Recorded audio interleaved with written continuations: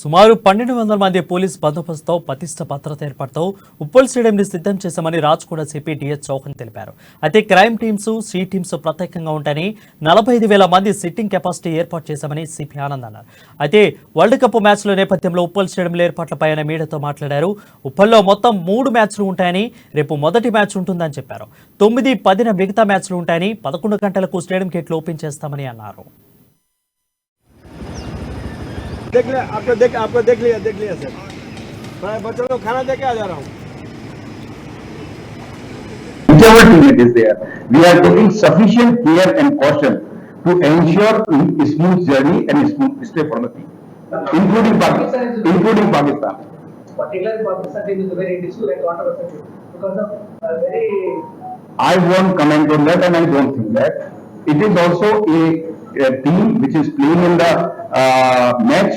That's all what matters to us. We provide the security, and that's all. More than that, I don't think that's it. ఇప్పుడు కొన్ని మంచి question అడిగారు.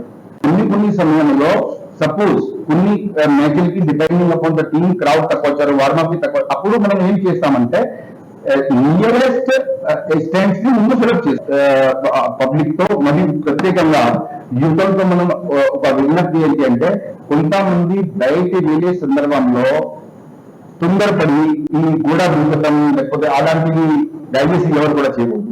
ఎందుకంటే మీ భద్రత మన ఉద్దేశం, ధ్యేయం.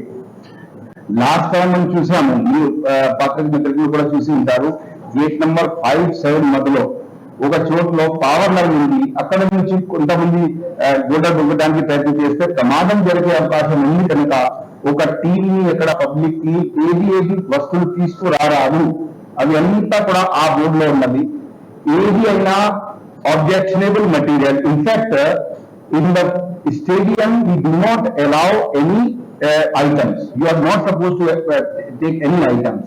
వాటర్ కూడా అక్కడ లోకల్ సప్లై అవుతుంది కనుక, బికాస్ దయచేసి దాంట్లో అర్థం చేసుకోండి. మీకు దానికి కారణం కూడా తెలియని విషయం.